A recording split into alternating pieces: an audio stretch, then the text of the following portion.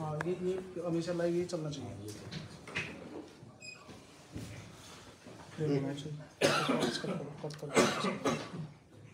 हाँ सही है, हाँ बढ़िया रेडी। सर आज आपने पीसी बुलाई, क्या संदर्भ में? नमस्कार साथियों, आज मैंने आपको महत्वपूर्ण प्रेस कॉन्फ्रेंस में सबको याद किया, इसके लिए आप पधारे, सबको धन्यवाद। जिस तरीके से पिछले दिनों आपने एक वाकया सुना कि हमारे उदयपुरवाटी के विधायक सैनिक कल्याण मंत्री आदरणीय राजेंद्र गुढ़ा जी पे एक व्यक्ति द्वारा, दुर्गा सिंह जो नाम है जिनका, उनके द्वारा एक एफआईआर दी जाती है। और उस एफआईआर में उन्होंने आरोप लगाया कि उनका अपहरण करके मंत्री जी ले गए। इस मामले में मैंने आपको आज याद किया है कि किस तरीके से एक अच्छे राजनेता को कुछ लोगों के द्वारा, जो कि उनकी लोकप्रियता से बौखलाए हुए हैं, और वो उनको किसी मामले में फंसाना चाहते हैं। निश्चित रूप से मैं आपको पहले घटना के बारे में बताना चाहूंगा। उदयपुरवाटी की श्रीमती विमला कंवर, जिनका मंडावरा गांव है,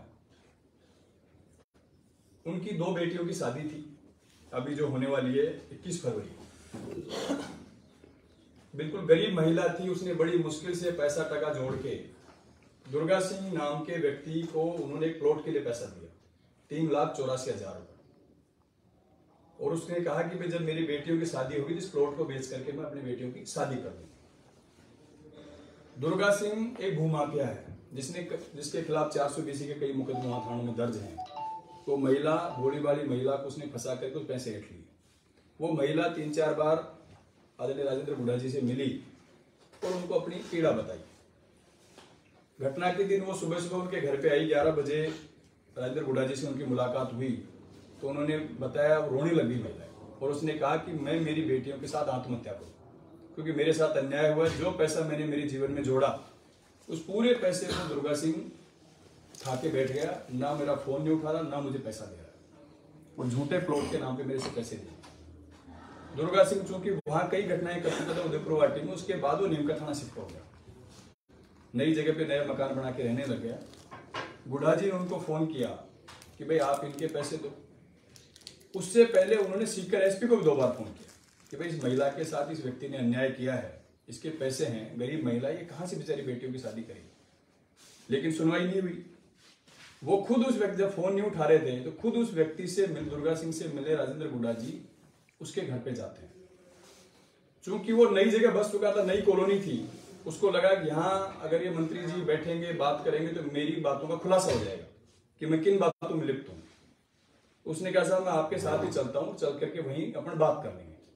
उन्हीं की सरकारी गाड़ी में बैठ के उनके फार्म हाउस पे वापस आ गए। वहां वो महिला भी थी। गुढ़ा जी ने उनके भाई को और गांव के 2-4 व्यक्ति को और बुलाया वहां फार्म हाउस पे कि भाई इस व्यक्ति ने इस महिला के साथ फ्रॉड किया है, ये गरीब महिला है, ये आत्महत्या करने पे मजबूर है, तो इसको कहो कि इसके पैसे लौटाए। उसके भाई, दुर्गा सिंह के भाई विक्रम सिंह ने उस पैसे की उनको कहा, मंत्री जी आप ये पैसे दे दो, मैं आपको ये पैसे मैं लौटाऊं। मंत्री जी ने अपनी जेब से उस महिला को 3,84,000 रुपए उस समय दिए कि गरीब महिला है, बेटियों की शादी है, बेचारी कहां परेशान होगी। उनका आपको पैसे मैं दे रहा हूं, इनसे पैसे मैं ले लूंगा। उसके बाद वो सब लोग अपने अपने घर चले जाते हैं। अब इसमें कहां तो अपहरण हुआ, कहां उसको धमकी दी गई। आप देखिए, सरकारी गाड़ी से मंत्री खुद वहां जाते हैं। मंत्री जी तो मंत्री जी अगर अपहरण करने जाएंगे तो खुद जाएंगे क्या? सरकारी गाड़ी लेकर के जाएंगे क्या?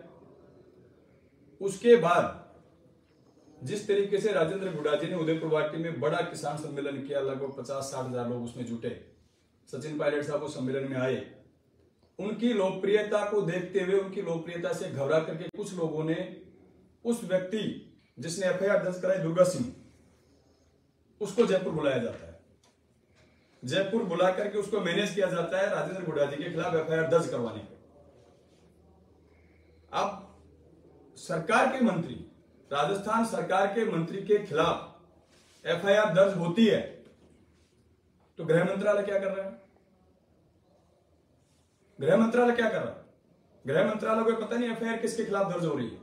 वहां के संबंधित एसएचओ, एसपी, डीवाईएसपी, गृह मंत्रालय को सूचित नहीं किया उन लोगों ने। कि एक मंत्री के खिलाफ इस तरीके से झूठी एफआईआर दर्ज की जाती है, तो आम आदमी के खिलाफ इस तरीके से क्या हो रहा होगा? निश्चित रूप से यह जांच का विषय है कि दुर्गा सिंह जयपुर में किन किन लोगों से मिला, किन किन लोगों ने उसको प्रेशराइज किया, किन किन लोगों ने उसको मैनेज किया कि राजेंद्र गुडा के खिलाफ एफआईआर दर्ज कराई जाए। ये बड़े शर्म की बात है हम लोगों के लिए कि हमारी सरकार का मंत्री, एक दबंग आदमी जिसने 2 बार हमारी सरकार की मदद की, 2008 में बीएसपी से जीत करके आए, हमारी सरकार को सुचारू चलाने के लिए जब हम 96 पे आगे थे, एक 6 एमएलए को मर्ज करा करके और हम 5 साल तक हमारी सरकार चलवाई। फिर 2018 में दोबारा बीएसपी से जीत के आए और जीत करके फिर हमारी सरकार को बचाने का काम किया और फिर 6 एमएलए कांग्रेस में मर्ज कराए।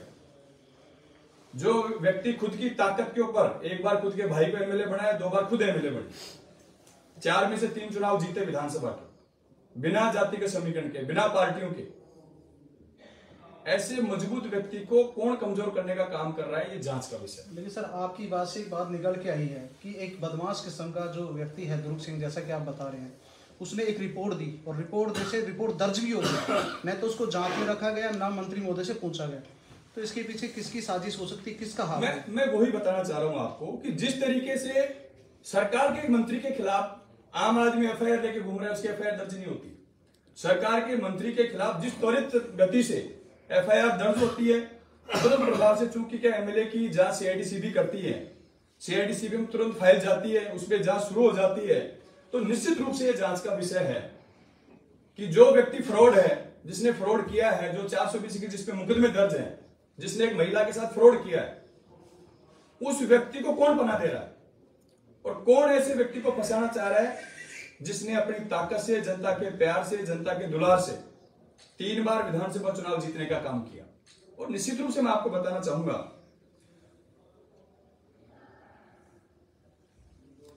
कि दुर्गा सिंह के बारे में पूरी जांच होनी चाहिए कि दुर्गा सिंह को जयपुर बुलाया जाता है, दुर्गा सिंह किन किन लोगों से जयपुर में मिलता है, उसकी टावर लोकेशन निकलवानी चाहिए ताकि पता चले दुर्गा सिंह किस समय किस व्यक्ति के पास गया, किसने उसको मैनेज करने की कोशिश की। आज राजस्थान में पेपर लीक हो रहा है, उसके मुलजिम नहीं पकड़े जा रहे हैं, उसके बारे में जांच नहीं बढ़ पा रही आगे कि जो व्यक्ति भागे उनको पकड़ा नहीं जा रहा। पायलट साहब ने एक बात उठाई कि हम कह रहे हैं अधिकारी और नेता इसमें शामिल नहीं है पेपर लीक में। तो जब अधिकारी और नेता शामिल नहीं है तो आरपीएससी से पेपर आउट कैसे हुआ? इस ऑफिस में कोई सामान रखा है, जब तक ऑफिस का कोई कर्मचारी इन्वॉल्व नहीं होगा तो किस तरीके से वो सामान बाहर जा सकता है? उस पर हम लोग जांच नहीं कर रहे। हम सिर्फ ये जांच कर रहे हैं कि कौन व्यक्ति सचिन पायलट के साथ खड़ा है, कौन व्यक्ति सचिन पायलट के साथ राजस्थान के कांग्रेस को मजबूत करने की बात कर रहा है, कौन व्यक्ति सचिन पायलट जी के साथ राजस्थान में दौरे कर रहे हैं, कौन व्यक्ति कांग्रेस को वापस सरकार बनाने की बात कर रहे हैं कि हम लोग वापस कांग्रेस की सरकार बनाना चाहते हैं, किस तरीके से बनाना चाहते हैं, उन लोगों को टारगेट करने का काम किया जा रहा है। क्योंकि जिस तरीके का बड़ा किसान सम्मेलन हुड्डा जी ने किया और उसके बाद तुरंत प्रभाव से उनको घेरने की जिस तरीके से रणनीति अपनाई गई, ये गलत परिपाटी। तो देशतापूर्ण कार्रवाई सर आप जैसे देशतापूर्ण कार्रवाई निश्चित रूप से एक सरकार के मंत्री के खिलाफ एफआईआर दर्ज होती है बिना जांच किए, उस व्यक्ति के द्वारा करवाई जाती है जिसका कोई खुद का पता नहीं, जिसके खिलाफ खुद के खिलाफ 420 के मुकदमे दर्ज है। सर ये तो आप गृह मंत्रालय पे सवाल खड़ा कर रहे हैं। बिल्कुल, मैं गृह मंत्रालय पे सवाल खड़ा करना चाह रहा हूं कि जो गृह मंत्रालय पेपर माफिया को नहीं पकड़ पा रहा, भू माफिया को नहीं पकड़ पा रहा, और वो सरकार के एक संजीदा मंत्री जो अपनी ताकत के बल पे, जनता के प्यार से, जनता के दुलार से 3 बार विधायक बनकर के आए उदयपुर वाटी से, उस व्यक्ति को फंसाने के लिए इस तरीके के मुकदमे दर्ज करने का काम किया जा रहा है, जिसका हम सब लोग विरोध करेंगे। और आने वाले समय में जनता के बीच में जाके भी अगर विरोध करना पड़े तो वो भी विरोध करने का काम करेंगे अगर किसी के खिलाफ अन्याय हुआ। राजेंद्र गुडा हम सब लोग, अगर राजेंद्र गुडा के साथ अन्याय होता है तो उनकी अन्याय में हम सब लोग उनके साथ खड़े, क्योंकि वो जनता के साथ है। गरीब महिला है, उसका शोषण हुआ है। गरीब महिला 3,84,000 रुपए किस तरीके से जोड़ती है गांव में। उसका सपना था कि उसके बेटियों की शादी हो, उस सब बेटियों की शादी के लिए उसने प्लॉट के लिए उसको पैसे दिए, वो व्यक्ति उस पैसे को खा जाता है। आज कोई गुहार लगाने किसी रात, मैं भी जनप्रतिनिधि हूं, मेरे पास कोई व्यक्ति गुहार लगाने आएगा तो मैं उसकी मदद नहीं करूंगा। कौन जनप्रतिनिधि मदद करेगा इस तरीके से आगे? किसी के साथ अन्याय होगा तो अन्याय होने वाला व्यक्ति किसके पास जाएगा? वो संबंधित जनप्रतिनिधि के पास जाएगा। जैसा मेरे साथ उस व्यक्ति ने गलत किया है, मेरे साथ फ्रॉड किया है, हम लोग उसकी अगर मदद कर रहे हैं तो फिर हम लोगों को फंसाया जाता है, किडनैपिंग की जाती है। एक सरकार का मंत्री किडनैपिंग कर सकता है किसी की? सरकारी गाड़ी है, सरकारी गाड़ी में लेके जाता है, उसके भाई वहां मौजूद हैं, गांव के लोग वहां मौजूद हैं, गांव उसके सामने पैसे दिए गए हैं, पैसे मंत्री जी ने खुद अपनी जेब से दिए उस महिला को कि गरीब महिला बेचारी शादी, उस महिला ने अपना वीडियो भी जारी किया। आप सब लोगों ने, प्रेस वालों ने उस बात को सुना भी होगा कि उस महिला ने वीडियो जारी किया है कि राजेंद्र गुड्डा जी की इसमें कोई गलती नहीं, इस व्यक्ति ने फ्रॉड किया है मेरे साथ, इस बेचारे ने जो मेरी इज्जत बचाई है, मेरी बेटियों की शादी में पैसा दिया इस व्यक्ति ने। कौन करता है इस जमाने की राजनीति में आजकल? हम लोग गरीब की मदद करना चाहते हैं, गरीब की सेवा करना चाहते हैं, क्योंकि राजनीति का परम उद्देश्य यही है कि हम आम आदमी की, गरीब व्यक्ति की सेवा करें। तो निश्चित रूप से उनके साथ ये गलत किया जा रहा है। इस गलत में हम सब लोग, मैं इसके विरोध में खड़ा हूं, चाहे कुछ भी हो, हम राजेंद्र गुड्डा जी के साथ खड़े हैं कि उनके साथ अगर अन्याय होगा तो हम भी इस अन्याय को सहन नहीं करेंगे। सर, आपको क्या लगता है कि ये प्रकरण क्यों हुआ होगा? इसमें क्या भूमिका सामने? मैं बता रहा हूं, जिस तरीके से पिछले दिनों किसान सम्मेलन गुड्डा जी ने किया और जिस तरीके की लोकप्रियता उसमें आप लोगों ने देखी होगी कि 50,000 से प्लस आदमी उस किसान सम्मेलन में थे। समय समय पे राजेंद्र गुड्डा जी राजस्थान में कांग्रेस की सरकार रिपीट करवाने के बारे में बयान देते रहते हैं, राजस्थान में कांग्रेस को मजबूत करने के बारे में बयान देते रहते हैं।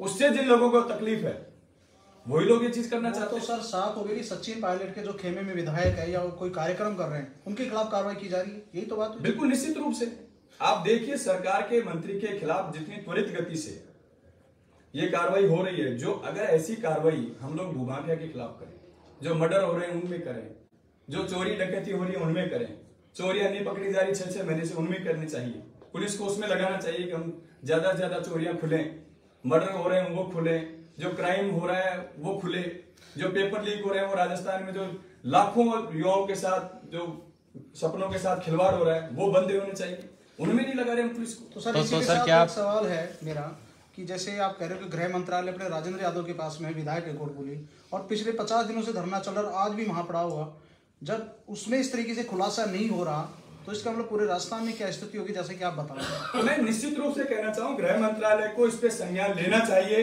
कि जिस तरीके की घटनाएं राजस्थान में हो रही है हमें उन पे काम करना चाहिए, ताकि हमारी सरकार की छवि पे किसी तरीके की आंच नहीं आए। हम सब लोग मिलकर के पार्टी को मजबूत करें, हमारी सरकार दोबारा रिपीट हो।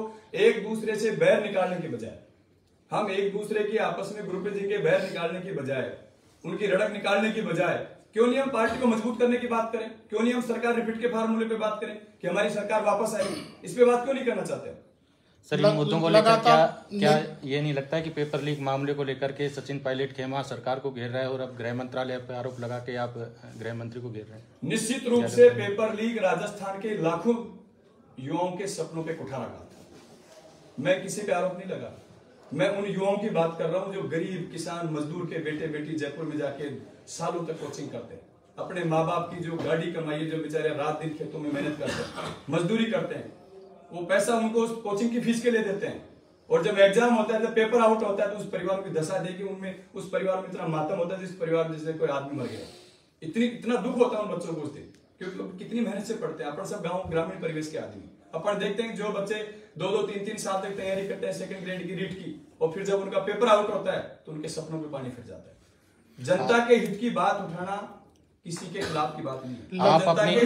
जनता के नुमाइंदे हैं, जनता ने हम लोगों को चुन करके भेजा है, जनता की भी जिम्मेदारी हमारी है। जनता की बात हम नहीं बोलेंगे तो कौन बोलेगा? ये हमारी जिम्मेदारी है कि जनता के साथ अगर कहीं अन्याय होगा तो उसके खिलाफ हम बात करेंगे, उसमें क्या दिक्कत है? लगातार नेतृत्व परिवर्तन की बात की जा रही है, कहीं ना कहीं उसको भटकाने के लिए तो इन मुद्दों को केंद्रित नहीं किया जा रहा। देखिए, मैं इतना जरूर कहूंगा, आलाकमान, कांग्रेस का आलाकमान का फैसला हम सब लोगों को माने। नेतृत्व परिवर्तन करने का फैसला नहीं करना या नहीं करना वो आलाकमान का काम, उस फैसले पे मैं कोई अंगुली नहीं उठाना चाहूंगा किसी प्रकार की। लेकिन निश्चित रूप से मैं इतना जरूर कहूंगा कि जो लोग कांग्रेस को मजबूत करने की बात कर रहे हैं, जो लोग कांग्रेस के बारे में सोच रहे हैं, जो लोग सरकार रिपीट करने की बात कर रहे हैं, उन लोगों को अगर इस तरीके से टारगेट किया जाएगा तो ये गलत बात। सर, एक रिपोर्ट दर्ज होने पर आप गृह मंत्रालय पर सवाल उठा रहे हैं और गृह मंत्री जी अभी 2 दिन पहले अपने एसओजी पर सवाल उठा रहे हैं, इस पर क्या कहना है? रिपोर्ट गलत दर्ज हुई है, रिपोर्ट दर्ज होना गलत नहीं, रिपोर्ट गलत तरीके से दर्ज हुई है कि एक सरकार के मंत्री के खिलाफ एक भूमाफिया, जिसका खुद का बैकग्राउंड आप उठा के देखिए, जिसके 420 के जिसके जमीनों के मुकदमे दर्ज है, वो व्यक्ति जिस व्यक्ति मंत्री महोदय ने जिस महिला की मदद करी उसके खिलाफ मुकदमा दर्ज करवा रहे हैं और मुकदमा दर्ज भी हो जाता है। एक बार आप बात करते, पूछते भाई एक्चुअल घटना क्या है, उस बारे में चर्चा करते, फिर बात की जाती। इस तरीके से डायरेक्ट आप जा रहे हो, एफआईआर दर्ज हो रही है, जाते सीआईडी में एफआईआर जारी है, तो कहीं ना कहीं साजिश की बू इन चीजों में आती है। राजेंद्र बुढ़ा सहित कई नेता जो बेबाकी से सरकार की बातों के ऊपर जनता के समक्ष रख रहे हैं, कहीं उस कारण से तो उनको टारगेट नहीं किया जा रहा? निश्चित रूप से राजेंद्र बुढ़ा जी हमेशा कांग्रेस पार्टी को मजबूत करने की बात करते हैं, हमेशा सरकार की रिपीट की बात करते हैं कि हमारी सरकार रिपीट किस तरीके से हो, हम दोबारा सत्ता में कैसे आए, वो हमेशा बोलते हैं। और बेबाक आवाज के लिए राजेंद्र बुढ़ा जी को राजस्थान में जाना जाता है कि अपनी मजबूत और बेबाक आवाज, उनकी आवाज को कोई दबा भी नहीं सकता, ना पहले दबी ना आगे दबेगी। हर तरीके से हर परिस्थिति में हम सब लोग उनके साथ खड़े हैं और राजेंद्र बुढ़ा जी गरीब को गणेश मान करके सेवा करते हैं, तभी 3-3 बार विधायक बने निर्दलीय रूप से। बिना पार्टी के 3 बार विधायक बनना आज के समय में तो छोटी बात नहीं है। तो कहीं ना कहीं जनता के दिलों पे राज करते हैं और जनता के दिलों पे जो व्यक्ति राज करते हैं, जो राजनेता राज करते हैं, अगर उनको इस तरीके से टारगेट किया जाएगा तो समय आने पर जनता भी माफ नहीं करेगी। और जनता के नुमाइंदे, जनता ने हम लोगों को चुनकर के भेजा है, हमारी जिम्मेदारी जनता की बात बोलना, क्यों नहीं बोलेंगे हम? अगर हमारी सरकार में भी किसी व्यक्ति के साथ गलत होगा, जनप्रतिनिधि के साथ गलत होगा और हम चुप बैठे रहेंगे तो हम भी हमारा धर्म नहीं निभा रहे इस बात को लेकर।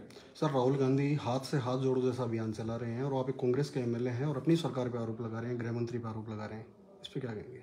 देखिए, राहुल गांधी जी ने पूरे देश में भारत जोड़ो यात्रा निकाली है और भारत जोड़ो यात्रा के माध्यम से कांग्रेस पार्टी को मजबूत करने का काम किया जा रहा है। लेकिन जिस तरीके से सरकार के मंत्री के खिलाफ जिस तरीके की घटना हुई, उनके खिलाफ एफआईआर दर्ज हुई, अगर उसमें हम चुप बैठे तो हम भी उस दोष के भागी। जनता की आवाज उठाना भी हमारा धर्म है, पार्टी के हम सिपाही हैं, लेकिन अगर जनता किसी आदमी के साथ गलत होता है और गलत को अगर हम देख रहे हैं तो हम भी दोषी हैं।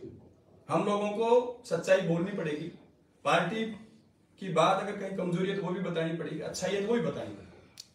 हमारी सरकार रिपीट कैसे हो ये बातें हम समय समय पे बताते हैं, पार्टी मजबूत कैसे हो वो भी हम समय समय पे बताते हैं। तो निश्चित रूप से इसमें गलत क्या है सर? डेमोक्रेसी हमारी पार्टी में, अगर हम लोग हमारी बात नहीं कहेंगे तो फिर कौन कहेगा? सर, आपके पड़ोसी विधानसभा क्षेत्र में 50 दिन से धरना लगातार चल रहा है, गृह मंत्री का क्षेत्र है, लेकिन सरकार की तरफ से अभी तक किसी भी जनप्रतिनिधि या अधिकारी ने जाके उनकी सुध नहीं ली है। देखो, मुझे इस घटना की जानकारी नहीं है, समाचार पत्रों के माध्यम से मैंने पढ़ा है और निश्चित रूप से राजेंद्र यादव जी वहां के विधायक हैं, संजीदा व्यक्ति हैं और मुझे लगता है इस मामले में निश्चित रूप से कार्रवाई करें। थैंक यू, धन्यवाद। बहुत